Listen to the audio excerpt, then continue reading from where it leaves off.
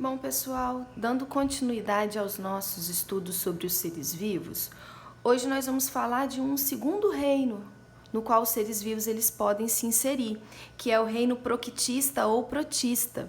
Conforme nós comentamos em aula, os seres vivos eles são divididos em 5 reinos: reino monera, que nós já estudamos, reino protista ou proctista, reino dos fungos, dos animais e dos vegetais. Então hoje nós vamos estudar o reino dos protistas, também chamados de proctistas. Quais são os principais representantes desse reino? A gente tem aqui as algas eucariontes e os protozoários. Karime, qual é a principal diferença entre essas algas aqui do reino protista e as algas do reino monera, que nós já estudamos, lembra? Das cianofícias, algas cianofícias. Então, aquelas algas, elas eram procariontes, elas não tinham núcleo individualizado. Já essas algas aqui, elas são algas eucariontes, certo? Elas apresentam um núcleo individualizado. Na aula de hoje, nós vamos falar apenas sobre os protozoários. Numa próxima oportunidade, a gente vai estudar esses outros representantes aqui do reino protista, ok?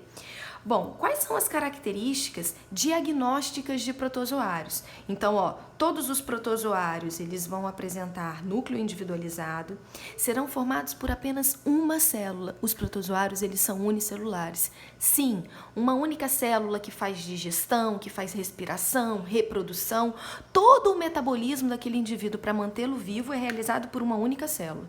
E também são incapazes de realizar fotossíntese, portanto eles precisam se alimentar da matéria orgânica presente no meio, ok? Formam o zooplâncton, tanto marinho quanto de ecossistemas dulcícolas, né? Então eles formam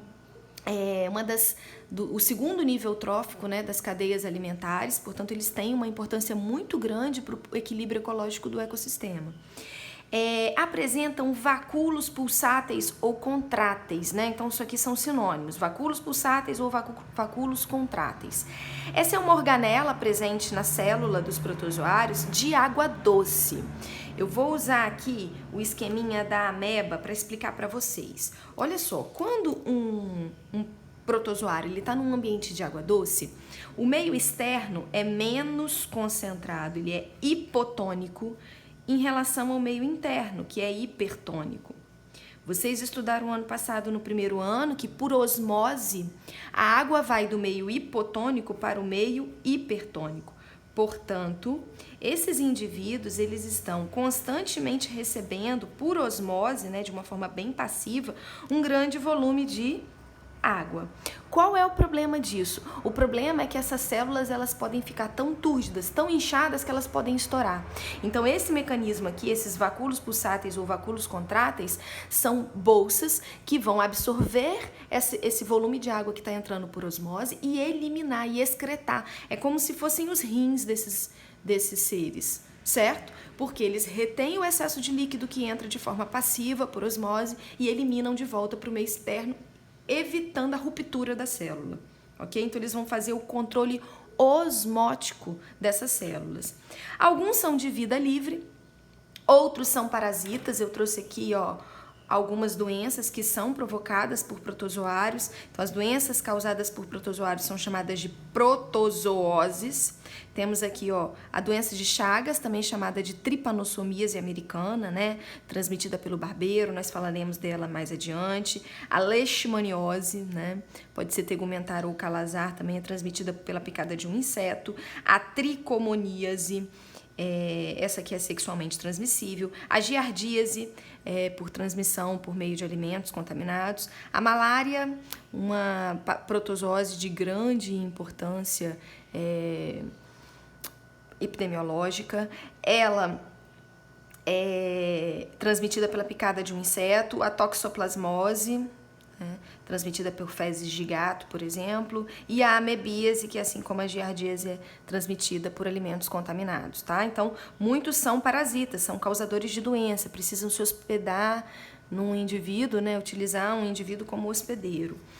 Outros são comensais e outros mutualistas, realizam mutualismo. Qual que é a diferença entre comensal e mutualismo? No comensalismo, uma espécie é beneficiada e para outra é indiferente. Não ganha, mas também não perde.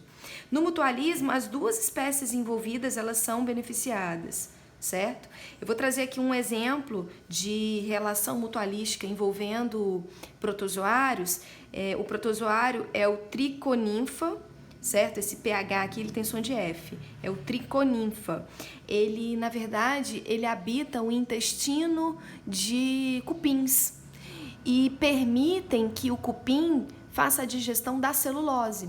Então, a celulose, que é o principal constituinte da parede celular de vegetais, é um carboidrato extremamente energético, mas esses cupins eles não conseguem absorver se não tiverem a ajuda desse protozoário. Então, o cupim sai ganhando porque ele tem a digestão de um carboidrato, um polissacarídeo importante para o seu metabolismo, e o protozoário também sai ganhando porque tem abrigo, certo? Então, é uma relação mutualística.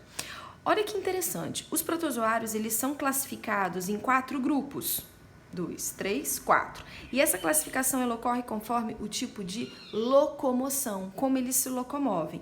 Então nós temos aqui, ó, os protozoários que se movem por pseudópodes, por cílios, por flagelos e aqueles incapazes de se locomover. Vamos falar agora um pouquinho sobre cada um desses grupos, tá?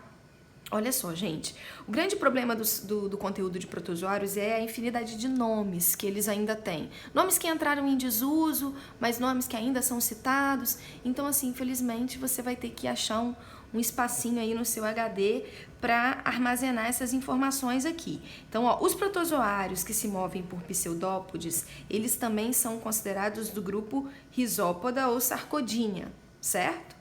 Vocês podem encontrar todos esses nomes. O que são pseudópodes? Olha, o próprio nome ele já diz, ó, podes são pés, pseudos são falsos. Então, como falsos pés, são essas protuberâncias que eles apresentam e eles vão se locomovendo num formato ameboide.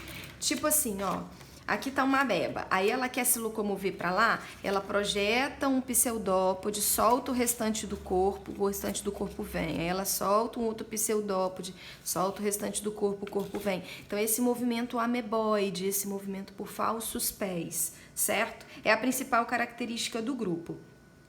Eles apresentam uma outra organela muito importante que são os vacúolos digestivos. Então, por exemplo, tem uma partícula de alimento aqui. Esses falsos pés envolvem essa partícula de alimento, trazem essa partícula de alimento para o interior do citoplasma, certo? Fazem a digestão dessa partícula de alimento e depois o excesso, as excretas, os resíduos são eliminados.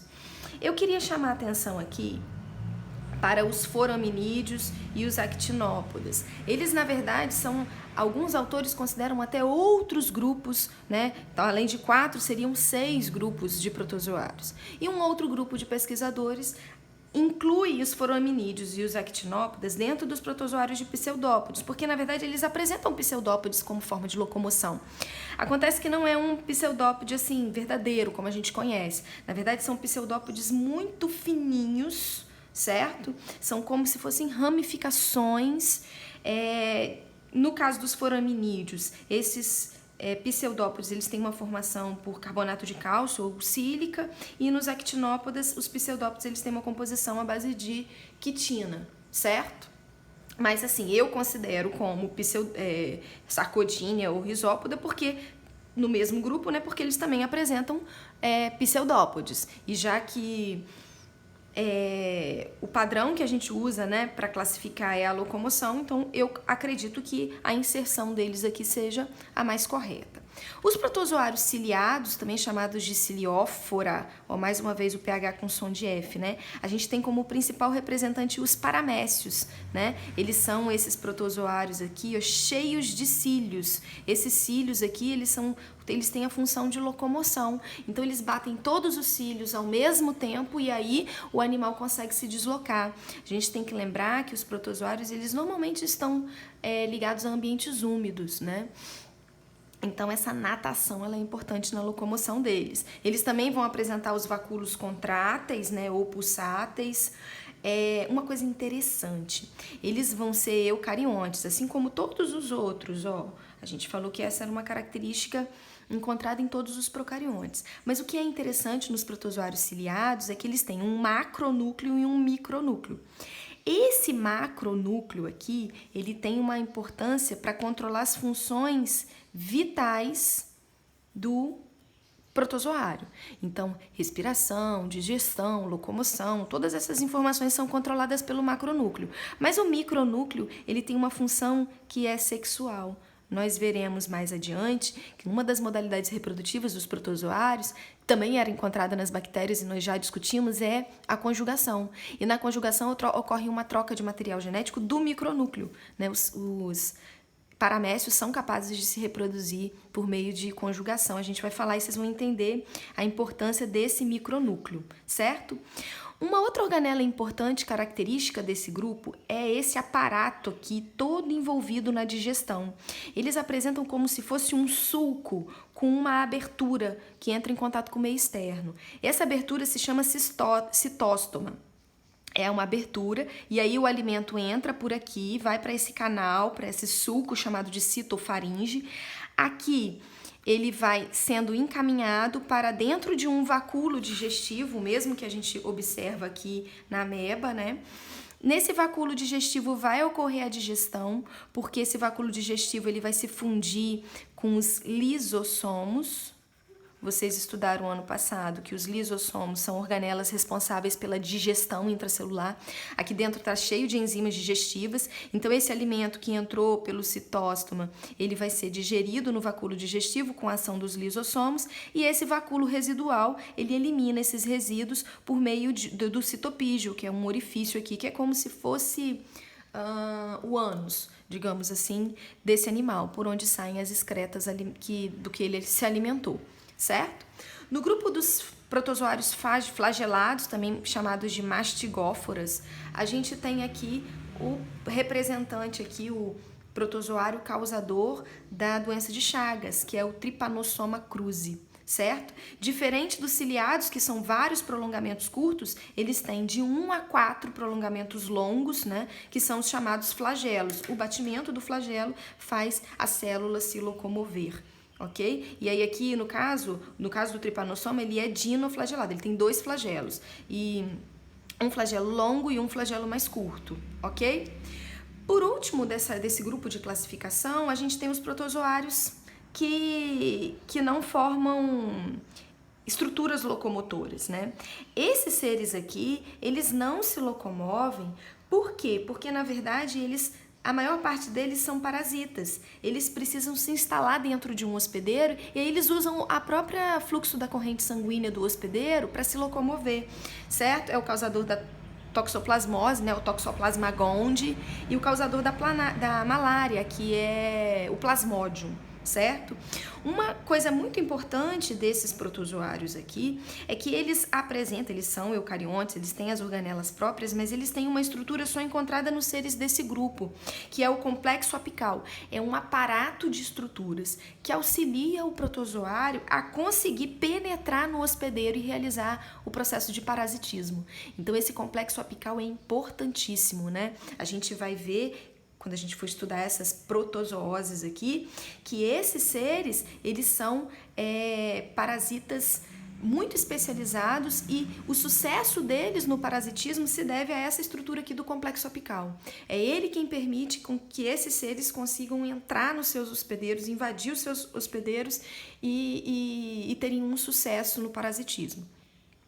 Uma característica desse grupo aqui também é que eles são capazes de formar cistos. Lembra que a gente falou das bactérias, que as bactérias, quando elas estavam numa situação, num ambiente inóspito, não muito favorável, elas formavam esporos?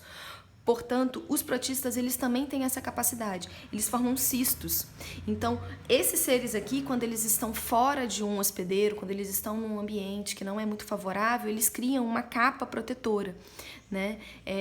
Quando a gente se contamina com algum alimento que estava contaminado, com as fezes, por exemplo, dos gatos contaminados com esse protozoário, eles estavam na forma de cistos, certo? Então esses cistos são formas de resistência ao meio. Lá dentro, o protozoário está numa vida latente, assim como a gente viu com as bactérias, tá? É o mesmo processo. Só lembrando, esses protozoários desse grupo, eles também são chamados de apicomplexa, por conta desse complexo apical, né? Uma referência ao complexo apical, ou também de esporozoários.